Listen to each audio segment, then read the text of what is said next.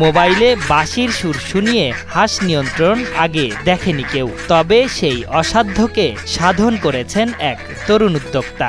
নিজের খামারে পালিত প্রায় ১৫০০ হাঁসকে বাঁশির সুরের মূর্ছনায় নিজের নিয়ন্ত্রণে এনেছেন ওই তরুণ। তার এমন কাণ্ডে এলাকাসহ নেট মাধ্যমে চলছে ব্যাপক আলোচনা।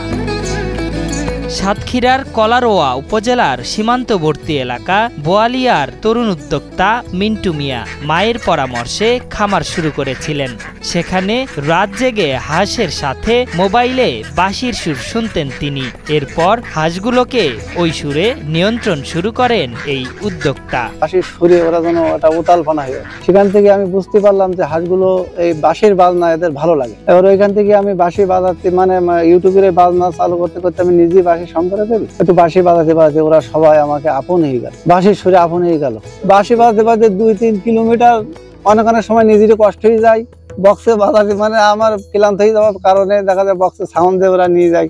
বাঁশির সুরে গ্রামের মেঠোপথ, ধান ক্ষেত এবং খালবিলে হাঁসগুলো নিয়ে ঘুরে বেড়ান মিন্টু মিয়া। তিনি যে পথে হাঁটেন হাঁসগুলো সেই পথেই এগিয়ে যায়। সকাল ৮টায় ছেড়ে দেওয়া হলে সন্ধ্যা ৬টায় তার বাঁশির সুরে আবারও হাঁসগুলো একত্রিত হয়। হাঁসের সাথে তার এমন সখ্যতার কারণে তিনি এখন হাঁস মিন্টু নামে পরিচিত। প্রাকৃতিক খাবারের যোগান দিতেই হাঁসগুলোকে নিয়ে ঘুরে বেড়ান মিন্টু মিয়া। এভাবেই হাঁসের সাথে অকৃত্রিম মিতালি গড়ে তুলেছেন তিনি। তার এমন কাণ্ডে প্রশংসার পাশাপাশি উৎসাহ পাচ্ছেন বাকি তরুণরা। দেখা যায় বাঁশি বাজাইতো, সেই বাঁশির সুরে হাঁস সব ওনার কথা শুনতো, এইভাবে মাঠে নিয়ে যেত। দেখার জন্য বিভিন্ন জায়গা থেকে অনেক মানুষজন আসতো। ঢাকা, খুলনা, চট্টগ্রাম, বরিশাল বহু জায়গা থেকে মানুষজন আসতো। বাঁশির সুরে হাঁসের সাথে সখ্যতা গড়ে বিপাকে পড়েছেন মিন্টু। এলাকাবাসী বিষয়টি নিয়ে উচ্ছ্বাস প্রকাশ করলেও তার স্ত্রী বেশ বিরক্ত।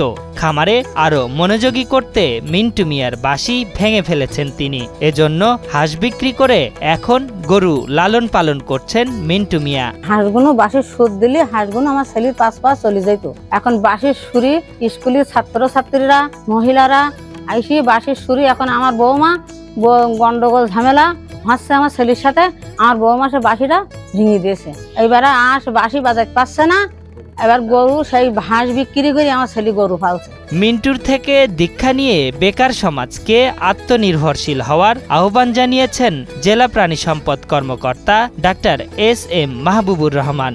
হাঁস পালন অত্যন্ত যুগান্তকারী একটা পদক্ষেপ এবং এটা মিন্টুর আমি সাফল্য কামনা করি। শুরুতে ২৫০০ হাঁস নিয়ে খামার শুরু করেন মিন্টু মিয়া, তবে পরিবারের অনুরোধে হাঁসগুলো বিক্রি করে গরু লালন পালন করছেন এই তরুণ উদ্যোক্তা। মোহ জাগানো সুরে সবাইকে বুঁদ করে রেখেছিলেন হ্যামিলনের বাঁশিওয়ালা। তার বাঁশির সুরের কাহিনী ইতিহাসে কিংবদন্তি হয়ে আছে। এর ৭০০ বছর পরও এমন কাহিনীর কোনো সন্ধান পাওয়া যায়নি। তবে এবার যেন বাংলাদেশের সাতক্ষীরায় নতুন এক বাঁশিওয়ালার খোঁজ মিলেছে।